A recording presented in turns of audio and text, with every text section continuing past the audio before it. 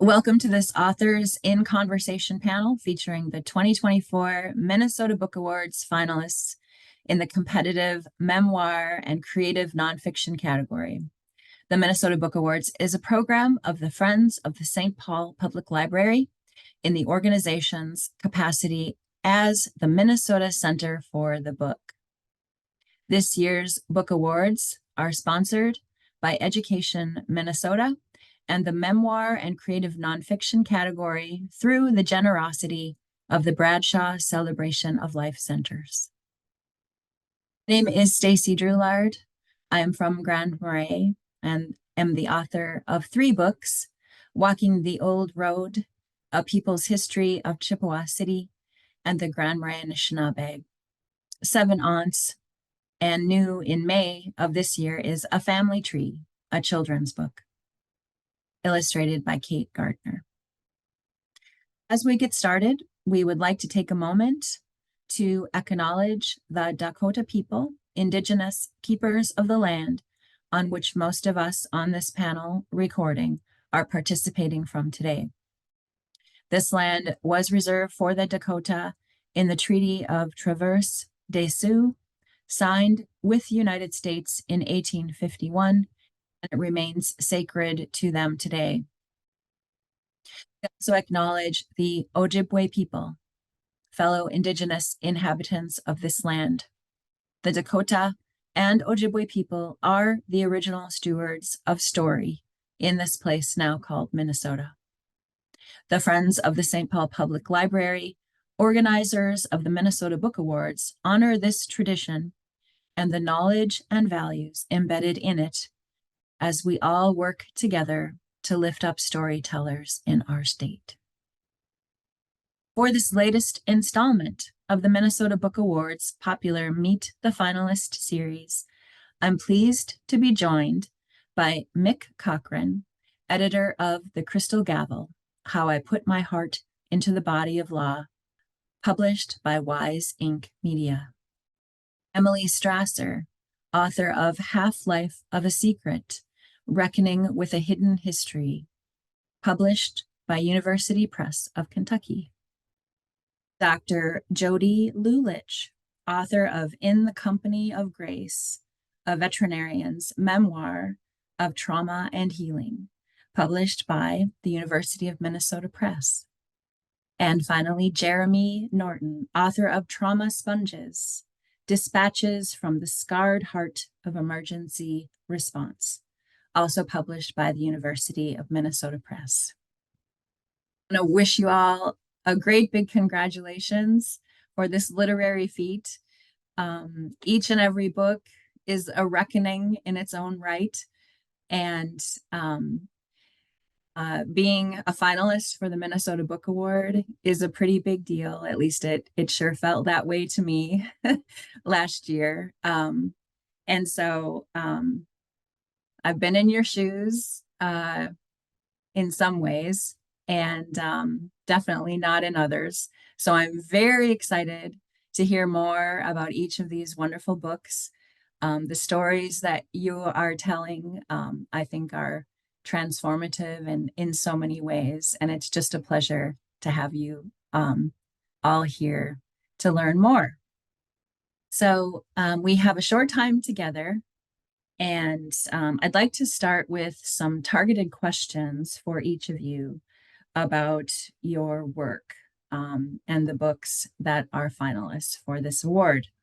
And Emily, there you are, you're unmuted. Okay, so your book, Half-Life of a Secret, Reckoning with a Hidden History, reveals the many intersections between a culture of secrecy within one American family and the institutionalized secrecy inside the nuclear industry. This book relies on research about your own family, global locations, as well as the United States nuclear program more broadly. What did you need?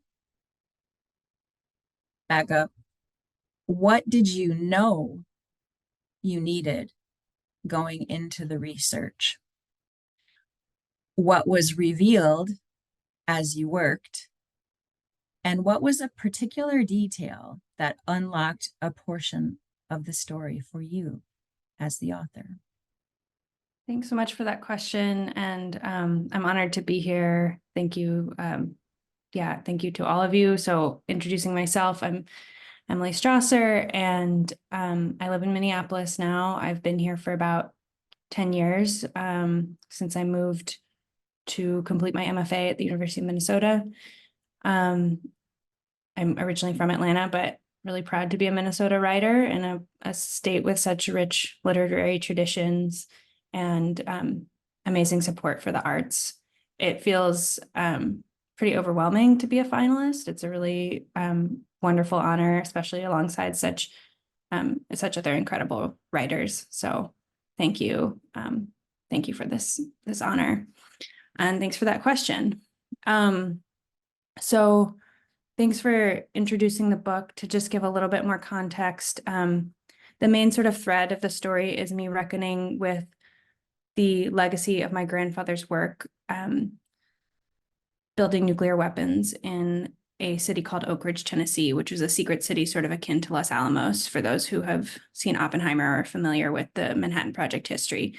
And at the same time, there are some family secrets around mental illness that I was exploring. So I was exploring the resonances between the culture of the toxic legacy of secrecy in the nuclear weapons industry and this personal thread and the ways these played into each other. So this book took me 10 years, give or take.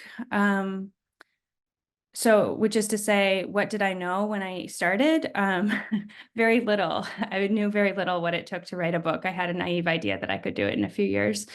And, as an English major, going into a book writing about the nuclear weapons industry, I had a lot to learn. I had to learn about nuclear physics. I had to learn how to do archival research, how to submit a Freedom of Information Act request. So I really, I didn't know what I didn't know or what I was going to need to learn. And if you told me how long it was going to take, then I don't know if I would have started. Not that I regret doing it. I'm really glad that I did it. Something that I knew from pretty early on that I would need to do is travel to Hiroshima. That is ultimately the uranium that my grandfather worked on enriching during World War II, ultimately wound up in the bomb that was dropped on Hiroshima. And I knew that part of this reckoning, this coming full circle, would require that trip. And that was something that I put off for a while for a couple of reasons. One is just, that was going to be hard. I knew it was going to be really hard. And I wanted to be sort of emotionally prepared as much as I could. I also wanted to know as much as I could by the time I went. So I wound up traveling there in 2015 for the 70th anniversary of the bombing, and spoke there to atomic bomb survivors, as well as other folks, artists and scholars, and other people who had important perspectives. And I knew I needed to go in with an open mind to be surprised about what I would find. And I was surprised by a lot of things, including both the tremendous graciousness with which I was greeted, and also, on the other hand, about the ways that the history is sanitized, even in the place of the bombing. That said, I would say the biggest surprise of my research, the thing I didn't know that I didn't know and had no idea would be a part of this book, was the environmental contamination of the landscape. This is a landscape I grew up spending a lot of time in. My grandfather died before I was born, but my grandmother lived there, and I spent, childhood summers out in this beautiful place. And I had no idea that this lake I was swimming in had nuclear waste buried in the lake floor, and that during my childhood, there had been all these public health studies and all of this public contentiousness. It kind of, there are some people who still talk about it and still know about it, but it's fallen below the surface. And now Oak Ridge, has tens of thousands of acres of a Superfund site that contain multiple watersheds, complex groundwater. It's a really complicated cleanup site. And I think what I learned from that and what helped unlock something in the book was a validation of something that I believe, that our collective survival is intertwined. And when we build bombs bound for elsewhere, we poison our homes.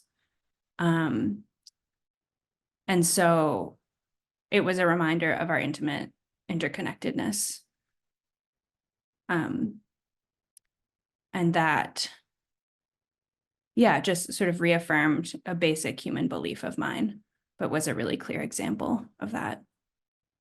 Our collective survival is intertwined. Nicely said. Thank you. Thanks, Emily Miigwech. We're going to move now to In the Company of Grace, a veterinarian's memoir of trauma and healing. This book documents the author's lifelong journey to reconcile a dark family past and find healing through community and compassionate service to others, whether human or animal. For Dr. Lulich, some memories really stick with the person, and others require a bit more work. Your book has many scenes that are rich with sensory detail. For example, being in Grace's house or inside your mother's bedroom. How did you go about retrieving those memories that might have been less vivid? And what was your writing process for fleshing out scenes so that they would be so grounded in the senses? Staci, thank you for asking me those questions. And let me tell you a little bit about myself. So I'm from Roseville, Minnesota, but I'm originally from Chicago, Illinois, but I've been here since 1984. So I call myself a Minnesotan, and I've really adapted, I think, quite well. I love the winters, I love the summers, and I love writing. And it's a wonderful thing to be a finalist. When I finished my book, I thought my audience would be more my students and other veterinarians and colleagues. So it's an honor and a wonderful surprise to have it reach much further than sort of my smaller circle. You asked me some interesting questions, and that is, how did I flesh out those senses? I'm going to tell you in the beginning that I envy those who effortlessly fall asleep. I'm one of those people that when I close my eyes, history sort of begins to swirl in my mind and imagination. I think the thing that has helped me and maybe allowed me to sleep sometimes is I do journal. And actually, I've been journaling most of my life, and I still journal every night, believe it or not, before I go to bed. So it really does help me plan my day and keep my mind a little bit clear. Grounded in the senses, I thought was really just a wonderful compliment, because hopefully that means that I've expressed how I feel. I think where that comes from is two things. Number one is going to be my piano playing, and number two is going to be consoling my patients. What do I mean with my piano playing? Well, expressing the feelings in music without words is just so important to me. And I still study piano today and still take lessons, so I'm still very much involved with it. But being able to express the love or the loss of love and regret of Brahms, or the frailty of Chopin, or even the heroism of Beethoven, allowed me to sense that tone and that cadence and that feelings that I think is also transferred in my writing. And I think it happens subconsciously, because when I go back and read, I can certainly read my work, I can certainly feel some of those things. The other thing that I rely on is consoling my patients and my clients, because they've really touched my heart in profound ways. And watching them sort of maneuver that space and inviting me into that space has really deepened my appreciation, not only for them, but for understanding where they sit, and also understanding where I sit as well in terms of helping them through that process. So I think those are the two places that really allow me to sort of develop my senses and maybe bring something exciting or different to my writing. So thank you for asking those questions. Well, I hope that we get to hear you play piano sometime. Very multi-talented person. Thank you. Thank you. Thank you, Dr. Lulich. Thank you, Jody. We're going to move now to Jeremy. Sure. My name is Jeremy Norton. I am speaking to you from St. Paul, Minnesota, which I continue out of 24 years of habit to refer as Minneapolis because I moved. This is my 30th year in the state, and unlike the good doctor, I'm still ambivalent about both the winters and the summers, particularly because of the mosquitoes. But I've been here a while. I was yeah, I was stunned and honored to be nominated. My intrepid editor Eric Anderson at U of M Press, the four of us were named, said, dude, it's great, congratulations, it's just as good as winning. I'm like, well, not quite. I said, it feels like you're prepping me for consolation. He said, no, it's particularly with this. Well, for all the categories, it's very, very competitive, and so just being nominated is not just. It is being recognized out of a lot of books that all the four of us and the four of our books have achieved something. And so I'm from that level, I'm just humbled and honored and super psyched to be up here with you all. Fantastic. Trauma Sponges, Dispatches from the Scarred Heart of Emergency Response is a first-hand view of emergency services on the south side of Minneapolis. Your career spans 22 years, and in the book you bear witness to the COVID-19 pandemic, the murder of George Floyd, and all of the societal unrest that followed. For Jeremy, your question is this. This book of essays, taken as a whole, does give a detailed portrait of your life, even though it is not an A to B type memoir like some others are. Please talk about your writing process for putting the book together so that the story felt coherent and created a narrative arc. Are there aspects of your writing process that guided you in this or helped to reveal when to write yourself into the story? Thank you so much, and thank you for moderating this. It's an honor to be out here with you. So I started this book when I was a cadet or when I was a rookie, so in 1999 or 2000. So it's not a hot off the press work. I started it because I've always been curious about what makes things work. And I've always been a little oppositional towards kind of systemic. I mean, I guess I'm oppositional defiant. So oppositional towards systems, but mostly bankrupt systems. And so I ask why. And when I don't get an answer, I dig in. And so some of that's privilege, the arrogance of being a straight white male. And some of it's also, I think, a character piece where I question if I don't like the answer, if it doesn't make sense, I look for more. And more often than not, I find the answers aren't actually satisfactory. They're just the powers that be running things, the status quo. I started writing to understand and to kind of document what the emergency response system is. Because I started off to be, I was mentored, by a woman who's also from DC and who became a firefighter, and I listened to her early days.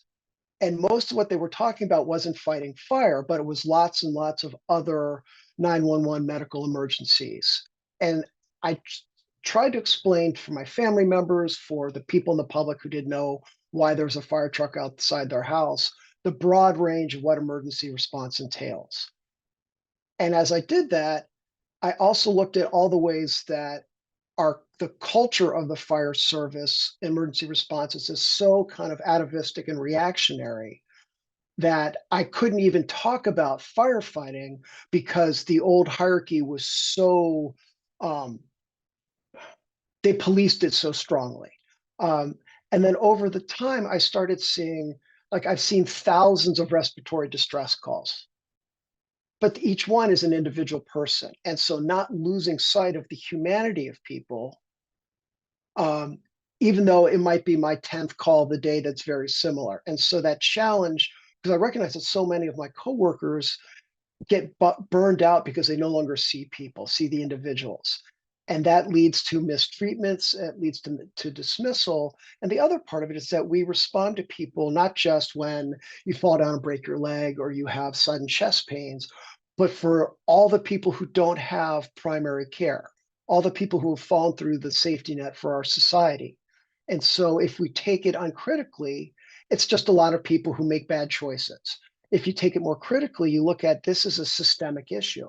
And so for me, it's always been looking at the systemic and the individual.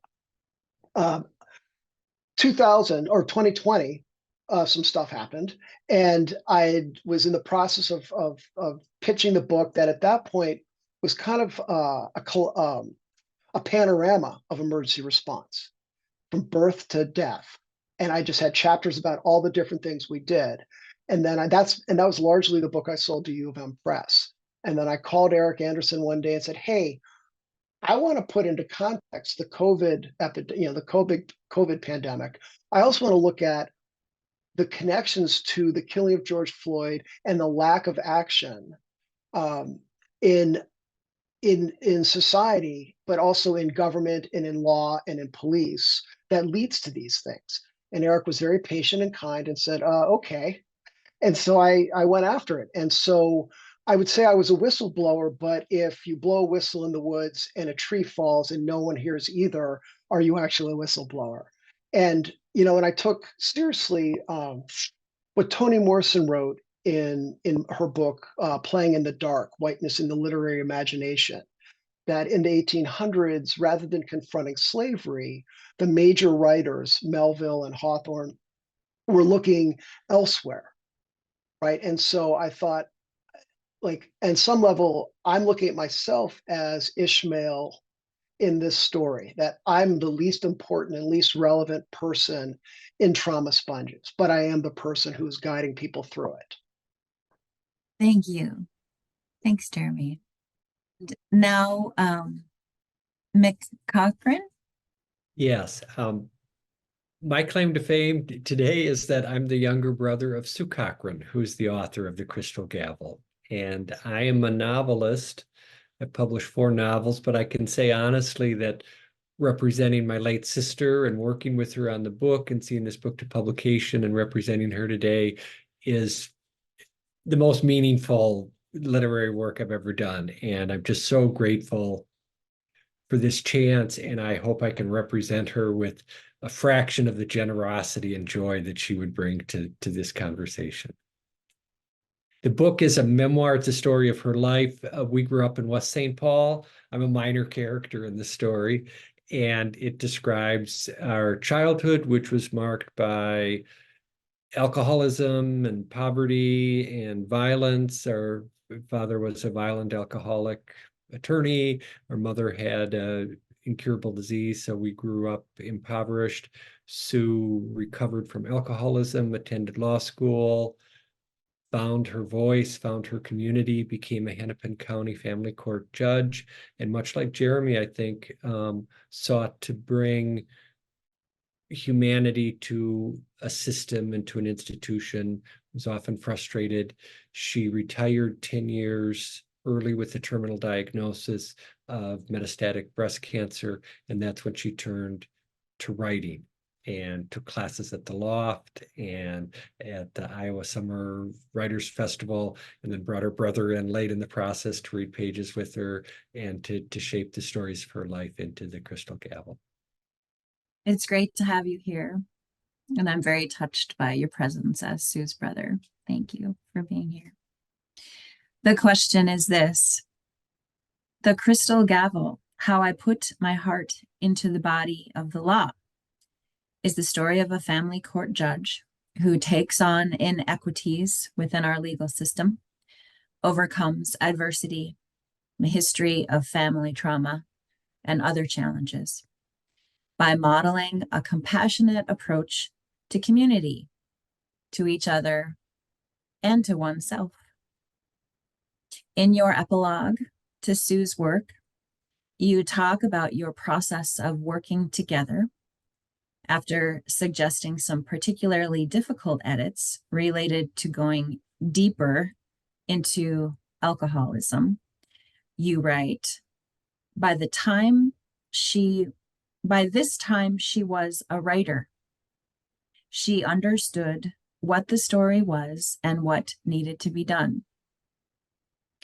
Can you talk about how you observed Sue's artistic process change over time as she was drafting the book?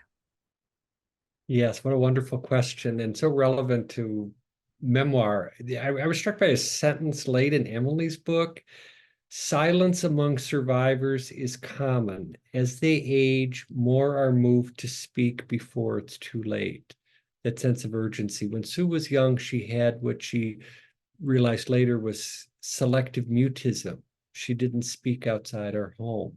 She spoke to me, and we had this whole imaginative world with stuffed animals and so on that she voiced, but she wouldn't speak.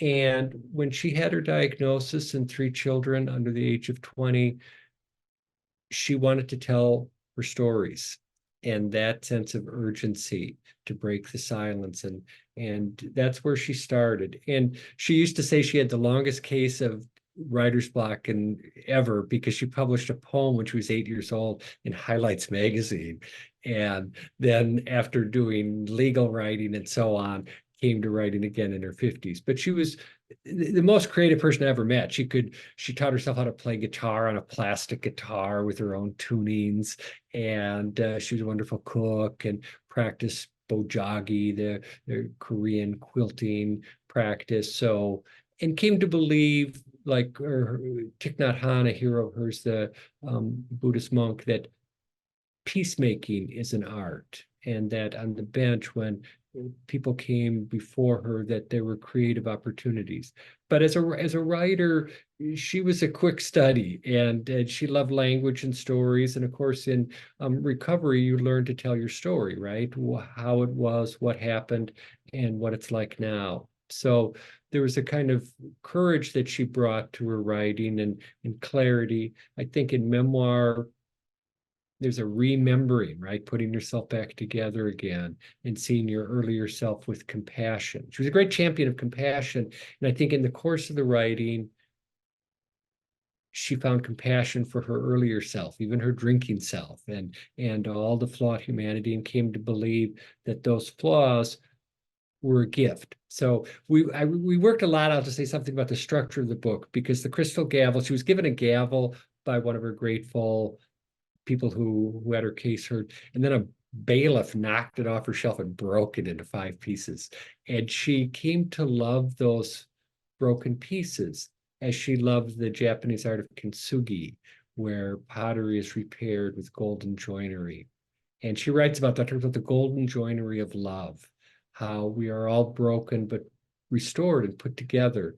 And so the book is in 5 parts, and it moves forward, but it's sort of recursive. So it's almost like a poetry collection with Roman numerals. There's no titles, but we live life, but we come back to our memories with greater and greater depth. So she comes back. Some of the last things she wrote were about our parents, and with great generosity finds in our dad, who didn't support us, who scared the daylights out of it, who was violent and hit people and broke things, a suffering soul beneath it, and brings compassion towards him. And likewise discovers in our mother, who was sick and depressed through much of our childhood, the earlier creative self, and sort of does justice to her. So those are kind of late life understandings, right? So there's a kind of going back to the past and revisiting it with greater depth and richness and generosity. So that, I think, was part of her process, is to make sense. And she started thinking that this is for her kids, for all the years that they wouldn't know her and all the stories about her she wouldn't tell themselves, but came to believe that this story could likewise be useful, as she saw it, like Jeremy, to reform a system and infuse values like compassion into a system that can be pretty unfeeling. Thanks. Thanks, Mick. All right, let's move into the round robin portion of the discussion. My hope is that You can share your own thoughts, but also we can have a conversation around these themes and topics that are within these 3 questions. So think of this more as a dialogue between authors, if you will. The first one for everyone to consider is this. Each of your books address issues at stake in creating and maintaining community and communities, even as they tell very personal stories. Can you each share your perspective on making the personal public and how that connects these works to our broader human experience? I can jump in, I guess. I'm not attached to going first if someone else is feeling ready. So yeah, I love this question.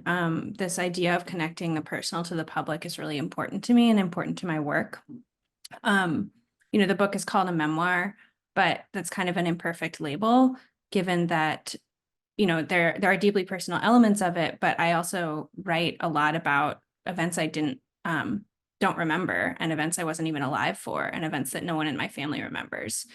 And, for example, going to Hiroshima and Nagasaki, or I tell the story of a really horrifying story, something that happened in Oak Ridge that was secret at the time and secret for many decades later, but about where a Black cement worker, after he was in a car accident, was subjected to the first human radiation experiment, where they were trying to find out like what radiation did to the human body. Without his knowledge and consent, he was injected with plutonium.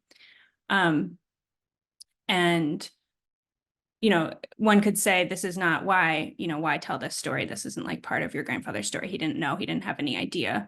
But we've been talking a lot about systems. I think where we sit as individuals within systems and within context is so important. And I believe that the fact that this happened in the place that enabled Hiroshima, I believe these things are connected. And the fact that my grandfather's life occurred in that place and his work occurred in that place is deeply intertwined, and that I'm interested in examining the threads of our interconnectedness, and how small violences enable larger violences. Oppenheimer has gotten some criticism, the film, for not looking at adequately addressing the actual victims of the bombings. And I share that criticism, and Nolan has responded, well, we're following one man's subjective experience. And that's sort of not true, because there's a lot of time spent with Lewis Strauss, but that aside, I'm just not that interested in a person as divorced from a public sphere. So yeah, I'm drawn to an ethic of interconnectedness. That's kind of how I think about it. And I wish there was a word that was different from memoir that encompasses both the intimate and the broader. And maybe it's creative nonfiction. But I feel like there's still a gap of a different word. So I'm really curious to hear other folks' thoughts on that. The idea of the individual within the system seems like a good segue for Jeremy. Do you want to take that question on next? Certainly. How about auto nonfiction, Emily? Since auto fiction is now a thing that people are hiding their personal stories in fiction barely. This book about Jared, who sounds a lot like Jeremy, but it's fiction. So now we can call ours auto nonfiction.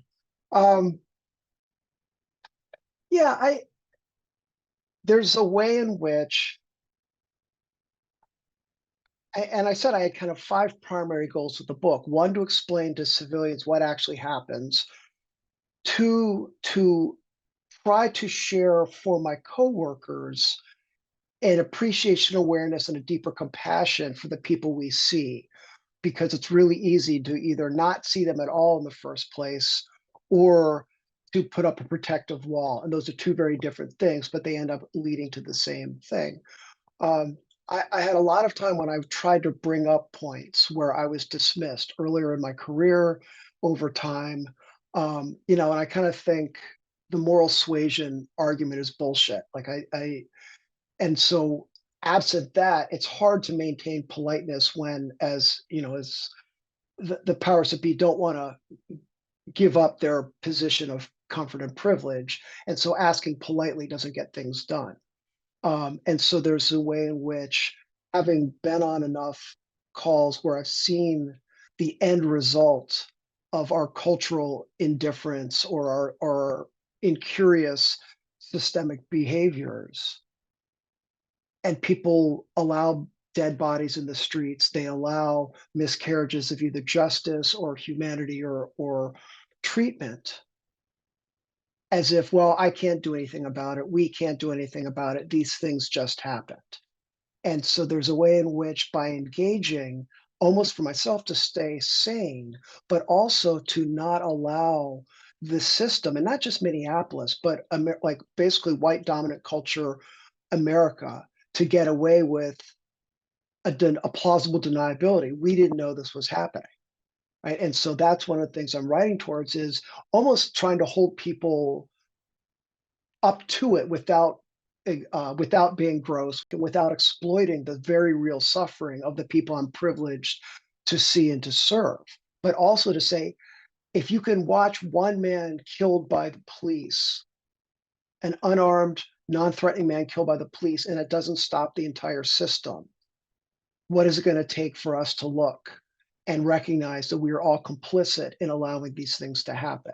And having been on multiple calls like that and spent 20 odd years, 24 years now, watching this happen, there are no easy solutions, but looking at the way in which the legal system fails, the government system fails, and the emergency response system, we can, on an individual level, engage and be compassionate, but we don't have the power. I did a very lovely presentation at Minnesota Humanities Center in December with Janelle Austin, who's one of the co-founders of the George Floyd Global Memorial, and Abigail Serra, just a bang-up lawyer who was part of the Civilian Police Reform Board. And I entitled it Witness and Testify, as I think a moral duty. Right. So I think of this book as I am witnessing what we see, and I'm testifying to the facts of the people who don't have voice. And so in a way, that's what I look at. As I said before, I think I'm the least interesting person in this book, but I am trying to use my understanding and my voice to speak for other people. And so that way it's all making the personal public. And then the other part of the book is our cultural denial about dying and death causes so much trauma. And that's the other part of the book, other than the systemics, the police or the emergency response mistreatment of people. They're looking at the medical system and seeing how many people suffer unnecessarily because we don't have the language and because denial overrides everything. And so in that way, I'm trying hard in this book to encourage people to be realistic about the fact that death is undefeated. And so the more we embrace it, the more we live with a radical love and compassion, the less we suffer. Right. And let's go on to one of the other two. Okay. In terms of the individual within the system, I want to ask Mick to chime in, because your sister Sue was a family court judge who bared witness to the failings of the legal system as it related to families and children, and then did some work from inside that system. Do you want to talk a little bit about Sue's making the personal public and that potential effect on community? There's a kind of critical midpoint in the book in a chapter she calls elevation, which bugged her, but that's what they call the day you become a judge, you're elevated. And it was contrary to all her instincts. And it's a little bit like when Jody gets the award and decides to be truthful and to connect the true story, to tell the truth about his life and not just the public accolades. So we grew up with a lot of secrecy and shame about our poverty and what was really going on at home. And we were super achievers and performed adequately. But the day that Sue's elevated, she thinks of all the things that weren't on her resume, the things that weren't accomplishments, and understands not just that they were acceptable and part of her, but that they could be tremendous assets. See, Jeremy's got James Baldwin lurking over his left shoulder, and he quotes that our pain is useful to the extent that it can connect us to other people's pain. And like the people that Jeremy worked with, the people in her courtroom were sick and scared, hurting and scarred. And Sue had been sick and scared, hurting and scarred. And there she came to believe was the basis for our interconnectedness, is that this is what it's like to be human. So she, who struggled mightily to find a voice, gave a hearing to each of the people. She broke the rules. She tells this wonderful story where at one point she leaves the courtroom and buys fruit for this extended family and lets them go for 3 hours to figure out their own problems, rather than pounding her gavel and telling them what should be done. And she was frustrated too, because she developed a system where she'd meet with people the day they arrived without her robes. And unfortunately, the system, most people stop litigating when they run out of money and someone else tells them how to solve their problems. And so she was frustrated as well. She didn't always exert the influence that she wanted.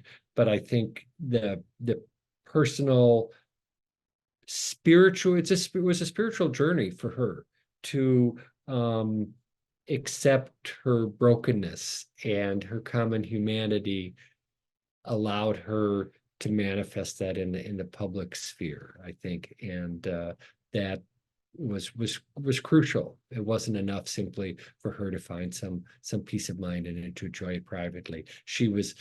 One of the last things she did was coordinate a conference sponsored by the Fetzer Foundation on love and the law, which sounds like an odd combination to most people except Sue, and brought leaders from all over the world together to contemplate on how compassion could be brought to the law. So she never, even when she'd go to the Mayo Clinic to have her brain tumors looked at, she was noticing how the Mayo Clinic was much friendlier than the courts, and how could the courts be more like the Mayo Clinic or the Apple Store, or all the ways that people were treated with dignity and respect, and never tired of seeing that. And she said she was a judge who didn't judge, that the unconditional love and compassion that were crucial to her healing, she radiated personally, but she radiated from the bench as well. Beautiful. So now to Jody. Mick mentioned that at the beginning, you set up your struggle to write an acceptance speech for an award, wondering if indeed you want to make something very personal public. Do you want to talk a bit more about that? Yeah, so I think on our journeys through life, we both have interior journeys and exterior journeys. And I think what I've learned in terms of taking care of people, and it's not universal because nothing's universal, is that if I can't touch their heart, I can't change their mind. And unless they think I'm with them, sometimes they think I'm against them, or I have alternative purposes. But I think what I've learned in terms of writing this book, which has really been important for me, is that it is sort of scary saying who you are. And you certainly have to protect yourself at the same time, because we do live in a world with others. But I think the most important thing that I've learned is that if you're not authentic, the world will not know who to love. And that's just so important, to be who you are. But it does require you feeling safe in order to express that. So it can be scary at times.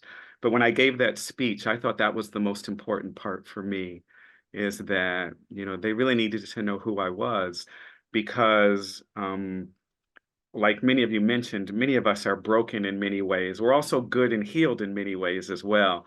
But if we're ever thinking about getting that help or having someone understand the path that we've taken, we do need to be honest so that they know who to love.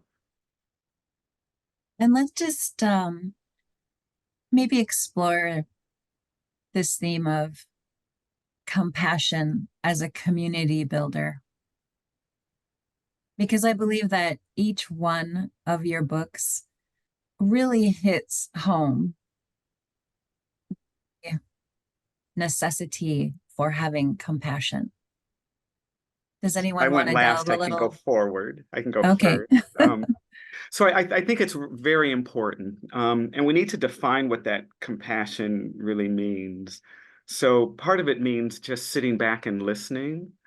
Because, you know, 4 of the people on this site wear glasses, right?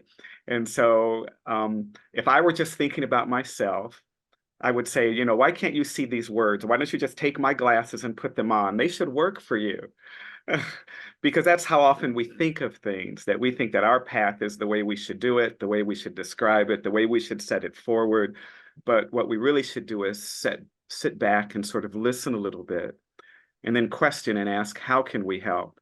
And then use our intelligence, because our compassion isn't saying, oh, please accept my condolences. That's not compassionate. Compassion is really me understanding where you're coming from, how I can take that and actually offer an opportunity or just see how I can help. That may just be sitting next to you, as opposed to me telling me how you should take care of your illness or those types of things.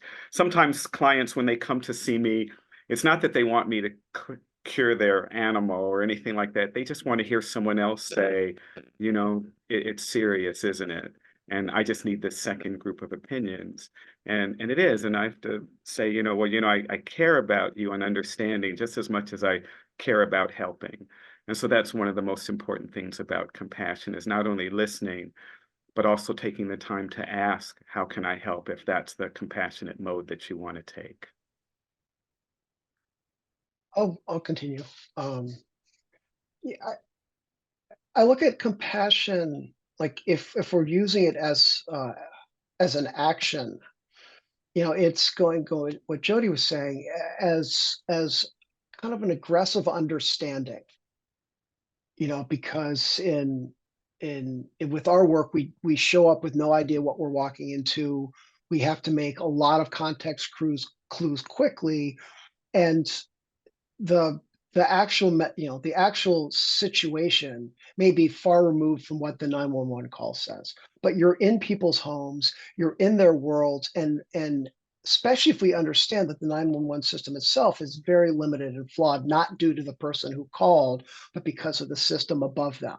You know, and as with some of my coworkers who felt resentful towards the ongoing activism around George Floyd Square at 30th in Chicago, you know, I said, I think it is unjust, immoral, and wrong-headed to blame the people who are reacting to the system if you're not holding the people who run the system accountable. So I have far more patience and understanding with the activists and the actions around George Floyd Square, because they are doing it in response to an unjust system. But when we come into homes and we see people who are barely taking care of themselves, who are choosing to drink or smoke themselves to death, who are like all the things we see, it can be overwhelming. And so if I just wring my hands and say this is horrible, I'm not going to be very effective. And I'll probably end up in a psych ward by lunchtime, because our entire career is seeing people struggle. And so it's finding that way and you know, for Jody, who engages with nonverbal mammals, and maybe some reptiles too, you know, like, and then the humans connect to them. It's for us like the patient and then the family, the secondary or collateral people. It's being able to be there and say, I may not be able to save your person may be dying or dead or just struggling, and I can sit here with you in the moment and provide absolutely no medical support. There's nothing I can do here, but I can be with you as a human and hold you or sit with you or look in your eyes or listen. And that, I think that is a very real, very necessary, and very important, and very honor, a deep honor that we can perform. And it is nowhere in my job description. It is not what I get paid for. And yet I think it is the service that we get. We are profoundly honored to provide if we stay engaged. I think, Emily, I was also going to mention that I've been to Japan many times, and I've actually been to Nagasaki as well. And it's interesting when I talk to Japanese people that some of them have the impression that it was their aggression that caused America to drop the bomb. So I wasn't expecting that when actually I arrived there and actually talked to them. So I don't know how you felt about that when we talk about compassion, or how you see those two sides since you visited there as well. Yeah. I did hear some of that. It's complicated the way the history is remembered there. And it's, obviously there's no one kind of one monolith of the way people understand that history. There were a lot of the hibakusha, the atomic bomb survivors I spoke to. The thing I heard over and over again was like a lack of blame and an idea that war is bad, and that what we need to stop is war itself, and an understanding that the war was horrible on both sides, which I do believe in. I actually do think that it was an atrocity, and I don't think the bombings were justified, and I could go more into that. That's where I stand. But I was kind of deeply moved by their compassion in receiving me as, the granddaughter of someone who is a perpetrator, right? Who like helped bring about basically the worst thing you could imagine, in their lives. And they accepted my presence there. They trusted me with their stories. They shared the most traumatic day of their lives, like the incredible like resilience and grace of saying, this horrible thing happened to me. I want to pass on this story so that it won't happen again to other people. It is a form of activism. Storytelling in that sense is a form of activism. And I just tried as much as I could to be, you, Jody, said something about like listening, right? It's about listening and trying to like listen with as open a heart and mind, and not come in with my own assumptions about what they were going to say or how they were going to receive me, and let myself be surprised and receptive, and a faithful carrier of those stories, while at the same time knowing that, like, I guess the other piece of it for me was like knowing that I could never hold the whole. I could never understand everything, and there is still a lot of silence among survivors, and the majority probably still don't speak. Many of them, have passed away by now. But that's due to there was stigma after the bombing. There was fear that the health effects that, were not very well understood. So people were discriminated against because people thought their children would have genetic mutations. So they didn't get jobs. It was difficult to find people to marry, and, in addition to the trauma may silence us, right? And so to come in and like understand that I was only going to receive a small slice of the self-selecting people who stepped forward to share their stories.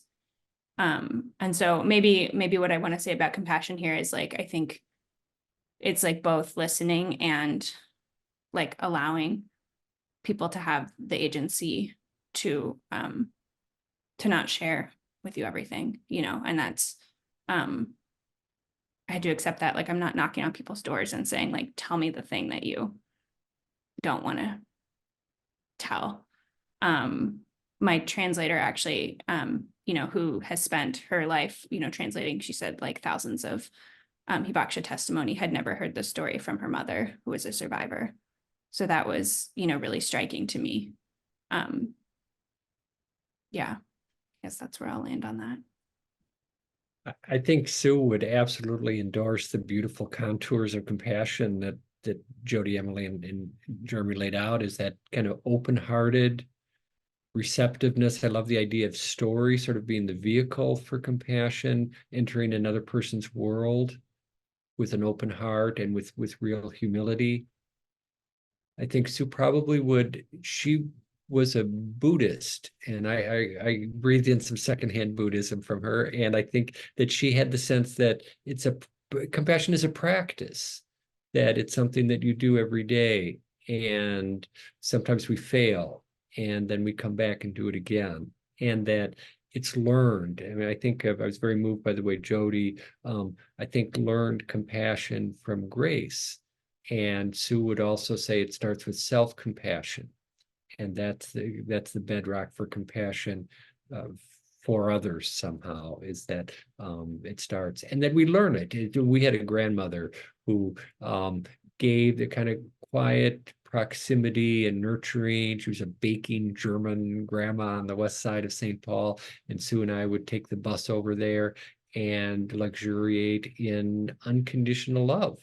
And that was a thread that Sue hung on to and returned to. And I think, and then I love the idea of Emily's agency, because Sue, we weren't well served by institutions. You know, the church, the parish priest told my mom she was going to be excommunicated if she divorced her abusive husband. And she had doctors who didn't listen, but literally misdiagnosed her. The police didn't protect us from our dad.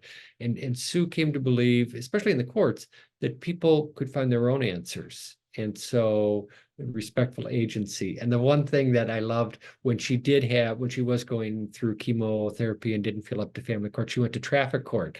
But ever the radical, she would go out into neighborhoods and community centers.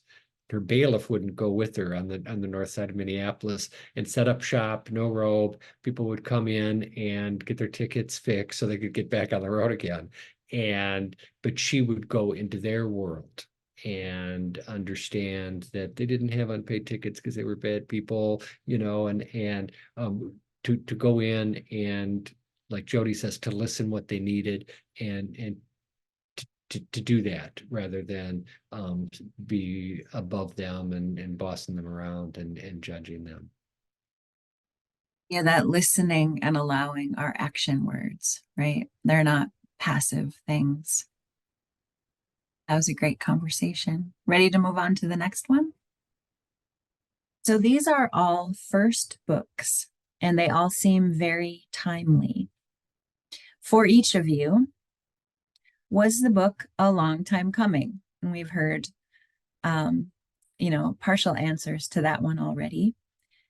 And also, what made it possible, both internally or externally, to complete the work now? Who would like to take that one? I'll go. So yeah, as I said, the book's a long time coming. My conception of it, on one level, hasn't changed, just developed and refined over time. In about, I want to say about a decade ago, I was really, when we talk about like being free to speak, and I think what Emily, you were talking about, like all the ways of acculturated silence, and both by internal mechanisms and by a social external. I really did feel, especially back then, that if I were to write critically, or even write at all, about the firefighting aspect of firefighting, that the old guard, who, and I think I said at the outset, really policed what you could say or talk about. And so as I was trying to write about it and make sense of it, I felt in my chest like this would put me at risk. You know, my career at risk, my personal at risk, the harassment at risk. And my brother-in-law, who's very matter of fact, is like, well, just write 2 books. He's like, hell, it's easy. Just write 2 books. And I was like, that's why you make more money than I do, because you're an ideas guy. And so I put all the firefighting stuff aside, and I just started focusing on the EMS. And as I say in there, I realized that EMS work in the emergency services is the core of our work. It's how we connect more with the public. It's how we help more people, serve more people, and towards the kind of traumatic immersion, how we experience the most kind of, by extension, we immerse ourselves in other people's suffering. So that freed me up in about 2014 to start revising it. As I said, after University of Minnesota Press took the book in mid 2020, I said, the things that are happening now that a whole lot of white people are shocked to realize racism still exists. There are things that I had essays that I'd worked on 3, 5, 7 years before. And I was able to point back to, yeah, Baldwin has profoundly affected me. Words that he wrote in the 50 plus years before, where nothing has changed. In America, white dominant culture America has not shifted at all. And so that really fueled my fire to say, all you people who can't believe that George Floyd was killed, that the courts didn't change anything, that the police haven't changed. I'm like, many people other than me have been trying to talk about this for years, for decades, in American context for centuries. I'm telling you, I'm making the connections that you claim you can't see. And so there was a fury and a ferocity and a clarity in 2020 where people were saying, we never knew this was happening. We can't believe this. Where the part of me said, I'm trying to make these connections to help you free yourselves from your denial. Like that white fragility, to quote Ms. D'Angelo, that we could not allow ourselves to look at the system that propped us up. And so we would come up with and I'm using a collective we, that we allow ourselves to get off the hook for pretending these things hadn't happened, and looking at the events of 2020 and the after effects, the aftershocks, and then the counter reaction. So there's none of this is new. We're just pretending it's new. And if America as a culture had stopped the first time we saw, say, Rodney King being beaten, the first time we'd seen public violence, Emmett Till's murder, like we can go back in terms of white America has taken these deaths with our dinner and not flinched. And then we pretend we claim some sort of innocence because it's not us. And so that fueled me to say, this is the time to push this. And as I said, Eric Anderson, the superlative editor at U of M Press, said, all right, man, let's go for it. But we had to cut out some other stuff. So I chopped out a whole lot of the book so we could get to this part. And it feels like it came out together all right. So Emily, you mentioned the many accolades and attention that Oppenheimer got as a film, and also how Oppenheimer missed parts of the story, some key parts, including the victims in Japan, as well as the victims around the nuclear test sites in the Southwest, who were tribal people. And you said it took 10 years in the making? Oh, yeah. Okay. In terms of it being timely, what internal or external helped you complete the work now? Yeah, thanks. Thanks for that. Yeah, I mean, in terms of timeliness, right, we also have Ukraine and the global heightened threat around nuclear weapons, the Bulletin of Atomic Scientists, who every year sort of measures our proximity to nuclear midnight since 1946, has us at 90 seconds to midnight, which is the closest it's ever been, even at the height of the Cold War. So it's like, yeah, there's cultural factors and there's like political global factors that are making nuclear weapons timely, which is unfortunate. I wish that my book was just like an obsolete kind of record of something that was in the past. So I guess I'll speak about internal and then external. I loved what Jeremy said about pretended innocence. And I think it was like trying to uncover and reckon with the pretended innocence of like my family and my culture that was like the driving force of this book. It was, I came from I grew up in Quaker schools, very pacifist. We weren't allowed to have like guns at home or water guns that looked like guns. They had to be like little frogs or little dolphins, that squirt water from their mouths. So there was my mom had been an anti-nuclear activist in her 20s. This was my dad's father. So, she didn't come from that family. But here, like a lot of my life, like financial security, right, came from the fact of my grandfather having like made his way off the family farm to work on building nuclear weapons. And this is not something that we reckoned with. And I think it's not something the country has reckoned with. And so it was trying to square, like, I love this family, I love this landscape. And our home is built on violence, you know, which is something that we can say, I can say individually, and we can say of this history of this country, built on the genocide of Native peoples, built on the exploitation and enslavement of Black people, and on and on. And so it was like this deep discomfort and compulsion to like look at it. What happens if we look at Square in the face and try to uncover those violences that we don't want to face? So that was kind of the driving force underneath the book that kept me going. And that I guess that always felt timely, right? Even if nuclear weapons weren't timely, that felt real and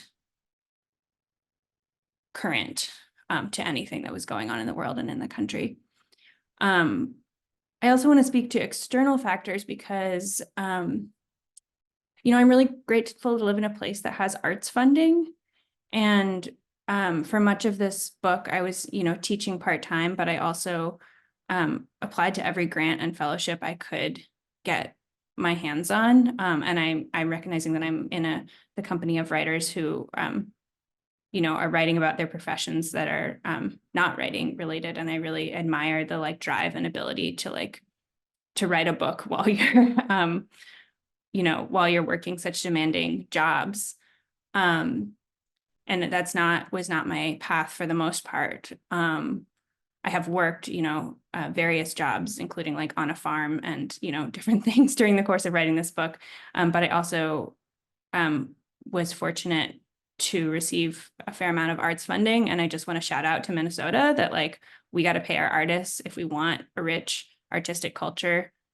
We have to support that. And Minnesota is kind of unusual in the amount of arts funding that it offers and the amount of support for literary culture and other artistic cultures. So yeah, that's just like really important to me. I guess I can go next. My line is totally different, but that's good. We're all different. I had an obligation, and the obligation is that Grace Hooks was getting old, and she did not have family, and I felt that her story needed to be told. And that's the reason why I wrote it. Like Emily, it took a long time. It was 10 years. The internal drive, of course, was driving this story was understanding Grace and what she went through. I just didn't realize that at the time of writing it, that it would incorporate my development. And so it was helpful for my own understanding of my life. And then it was even more important when I had people read it and they'd email me and tell me how much it was important for their life. And so that was the reward at the end. There were external factors. I always did writing and threw it in a wood box and never paid attention to it. I have loads of stories. And one of those stories I sent in and won an award to be mentored for a year by writers, which was quite amazing to me, because then I thought, well, maybe this is really important. And the interesting thing is that my submission had is really not in the book. So it was sort of surprising that all that happened. And I do have a writers group that I work with and things like that. So I just had lots of positive people around me. And the wonderful thing is, as I was writing and sharing my stories, sometimes I would share my stories with my students. And so it was very interesting to hear what they thought about it or that other side.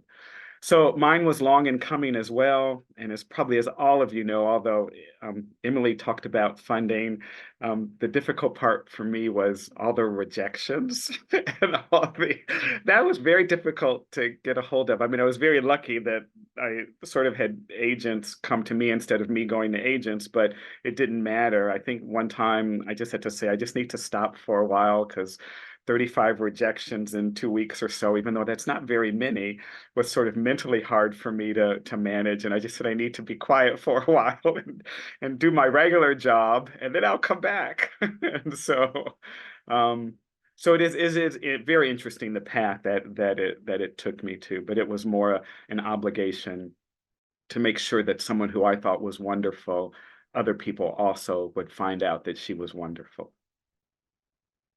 Thanks, Jody. And to Mick, do you want to speak to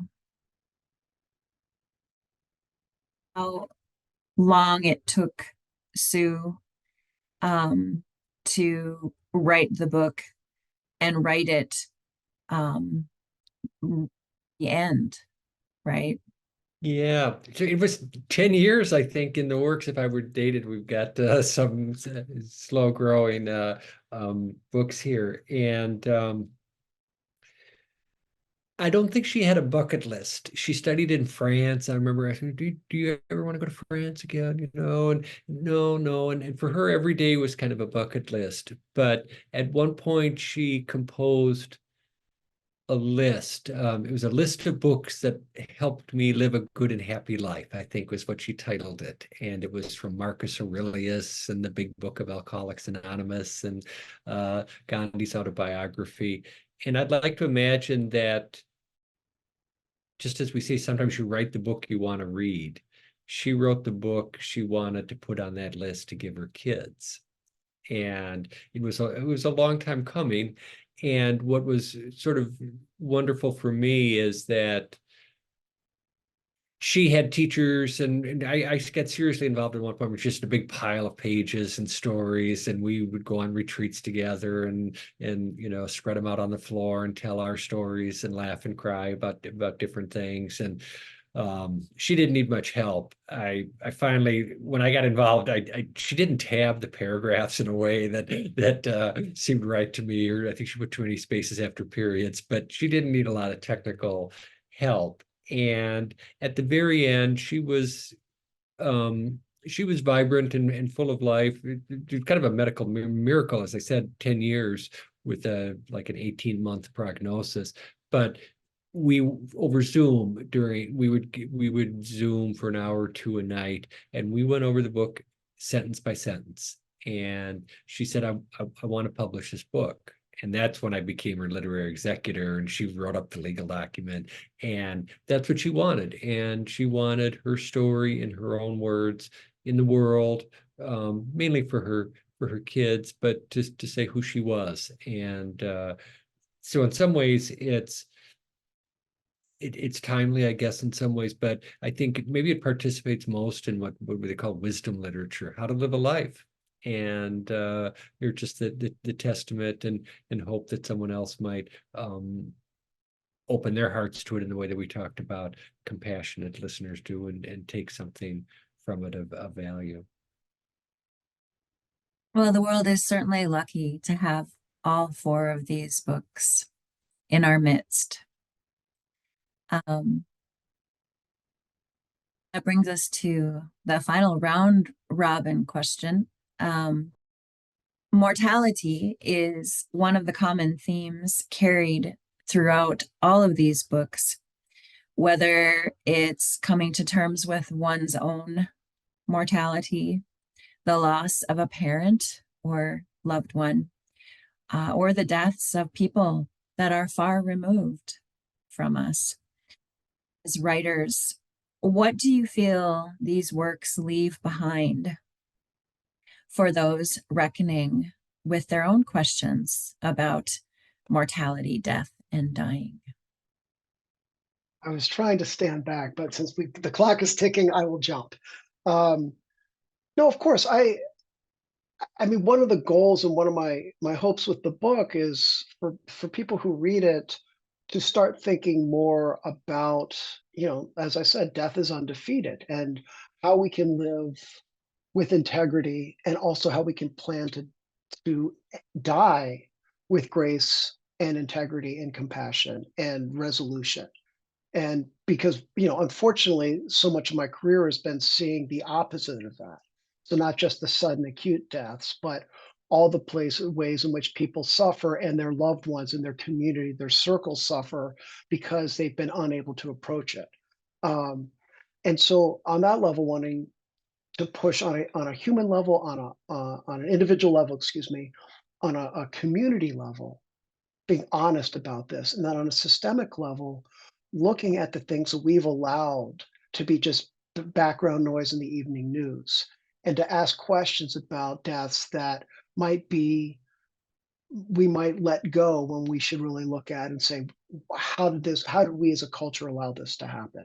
Which I think is an overlap with all the other works we're looking at here today. So that's, I mean, it is a book that stands pretty right up to the grave, right up to go toe to toe with death, not to defeat it, but to help us accept the fact that we are all finite, and the more we embrace and engage, the better we will be and the better our endings will be. I can jump in. Jeremy, I love the word integrity, and that's sort of a core value for me. And I think a lot of when I'm examining the book is sort of a lack of integrity and what happens when we don't live in alignment with our values or don't even examine our values, you know. And I think my grandfather died. I don't think he really had a life of integrity, right? And I think not only does that hurt the world, like lead to violence external, but internal violence. And I look at, you know, the mental illness that he dealt with that was unresolved, and you know, unresolved guilt and the ways that that turns inward on the family. And so when I think about this question about mortality, I think about like the fact that I'm 2 generations removed from this, from the core of this story. And I think I needed that kind of distance to have clarity. And I felt like I was sort of dealing with some unfinished ancestor business, but at the same time, how sad that it took so long, right? And one of my fears in this was like, what is this going to do to my family, you know, to tell this story and to like dig up some raw things in our past. And what I found was actually that my family was like a lot more open to speaking to me than I expected. And some of the people who were hurt the worst were the most grateful to have a chance to talk about difficult histories. And it taught me, you know, I think it's a lesson in that, like, maybe we don't need to wait, you know, and maybe we don't need to underestimate what people can take. There are stories that are waiting to be told before it's too late. And I don't know, I hope, and I've heard from some people that the book has been sort of an invitation for them to like look into their own painful family histories and to ask hard questions, both of the past and of the present. And I hope, you know, that not everyone has to wait till they're 2 generations removed from the heart of things, that we could heal within our lifetimes and address harm within our lifetimes. Thanks, Emily. And Jody, you actually wrote about your own fear of dealing with death. Do you want to talk a bit more about that? Sure. Well, you're right. Life is sad because we're going to die, but it's also precious. And although my book, you know, details the death of several people in my life and maybe even my own concern, I'm hoping that my book is about living. That's really the whole thing. And the way I look about it is that as long as we have value, and what do I mean by value? As long as we have value or purpose in someone else's life, that we essentially live forever. But if the value is only our own, then you're right, it will die with us. And the way I really think about life is all relationships end in separation. It's inevitable. It's just inevitable. But knowing that means that we have a choice to make some decisions of how we want that ending to go. But what we need to realize is that it's unexpected when it happens. So life is a journey, and we have to prepare our life throughout that entire journey, not only for that ending, which is going to happen, but really for that relationship. And so that's really how I think about it. So I'm hoping, even though my book brings a lot about death, that hopefully it's really about living and how we live our life so that we make a difference in the life of others. Beautifully said. And Mick, what do you believe that Sue's book leaves behind for others? Well, I think Sue embodies what Jody describes. It's one of the noble truths of Buddhism, right? That everyone dies, that death is undefeated. And but we don't always think it applies to us. I remember a conversation, Sue was doing a Zoom conversation, and someone said, well, of course, we're all going to die. I could get hit by a bus tomorrow. And Sue Riley observed, yeah, but the bus driver's gunning for me right now. And she had that sense of emergency. She was on the clock, and she lived with a wonderful sense of joy and clear-eyed curiosity. And she used to send me books about death and dying, just they'd arrive in the mail and we talk about them. And I remember books about hospice, and we cared for our mother. She died at home under our care when we were both in college. So we knew what death was like close up. And, the 4 things of palliative care, where you say, I love you, please forgive me, I forgive you, thank you. And Sue modeled a death with integrity. We said all those things, and I was with her, and we didn't have anything more to say. And she wanted her kids not to be afraid of death. She used to say, we come into the world and we need care, and we're going to need care when we go out in the world. And that's part of our humanity. And as Jody said, it's life that matters. And she was so wonderful to be around in the last years of her life, because she had no time for fooling around. She could befriend someone in about 90 seconds. If someone would push her wheelchair from the 6th floor down to the car, they would be embracing and weeping about whatever was important in their lives, because she didn't have time to be coy or to mess around, because we had this day and it was a gift.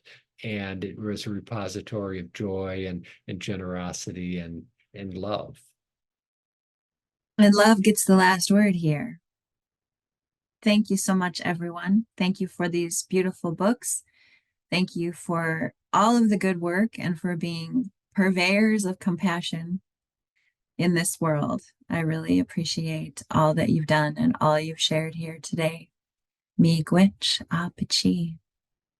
Thanks to all of you, the tremendous memoir and creative nonfiction category finalists, and to all of you watching for taking part in this Meet the Finalists panel.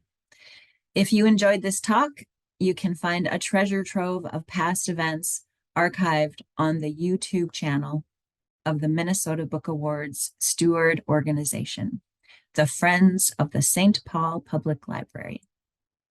You can find out more about future programs on their website, thefriends.org. In particular, mark your calendars for Tuesday, May 7th. That's the evening that the winner in this category and 8 others are finally revealed. Join us in St. Paul at the Ordway Center for the Performing Arts.